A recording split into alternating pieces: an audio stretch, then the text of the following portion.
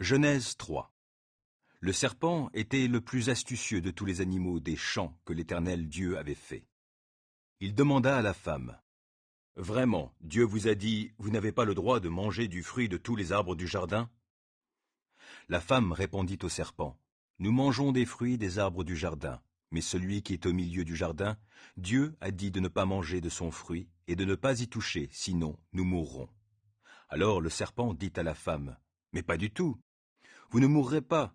Seulement Dieu sait bien que le jour où vous en mangerez, vos yeux s'ouvriront et vous serez comme Dieu, décidant vous-même ce qui est bien ou mal. » Alors la femme vit que le fruit de l'arbre était bon à manger, agréable aux yeux, et qu'il était précieux pour ouvrir l'intelligence.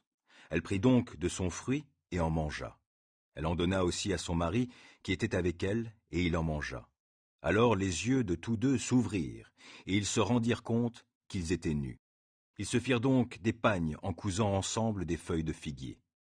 Au moment de la brise du soir, ils entendirent la voix de l'Éternel Dieu parcourant le jardin. Alors l'homme et sa femme se cachèrent de l'Éternel Dieu parmi les arbres du jardin.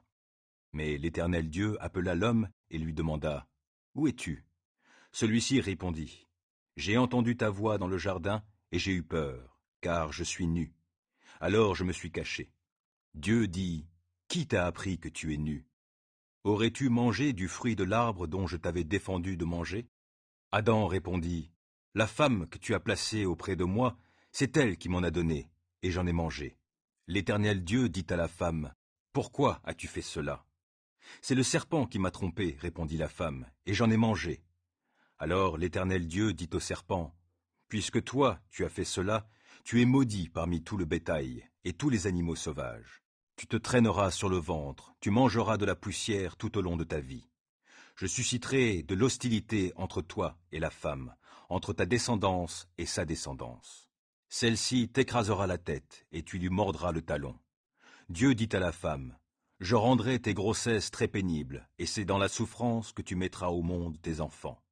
Tes attentes seront tournées vers ton mari, mais lui, il te dominera. » Il dit à Adam, « Puisque tu as écouté ta femme et que tu as mangé du fruit de l'arbre dont je t'avais défendu de manger, le sol est maudit à cause de toi. C'est avec peine que tu en tireras ta nourriture tout au long de ta vie. Il te produira des épines et des chardons, et tu mangeras des produits du sol. Tu en tireras ton pain à la sueur de ton front, jusqu'à ce que tu retournes à la terre, puisque tu as été tiré de celle-ci. Car toi, tu es poussière, et tu retourneras à la poussière. » L'homme nomma sa femme Ève, vie. Elle est devenue en effet la mère de toute vie humaine. L'Éternel Dieu fit à Adam et à sa femme des vêtements de peau pour les habiller. Puis il dit, « Voici que l'homme est devenu comme l'un de nous pour décider du bien et du mal. Maintenant, il ne faudrait pas qu'il tende la main pour cueillir aussi du fruit de l'arbre de la vie, qu'il en mange et qu'il vive éternellement. » Alors l'Éternel Dieu le chassa du jardin d'Éden, pour qu'il travaille le sol d'où il avait été tiré. Après avoir chassé l'homme, il posta des chérubins à l'est du jardin d'Éden, avec une épée flamboyante, tournoyant en tous sens pour barrer l'accès de l'arbre de la vie.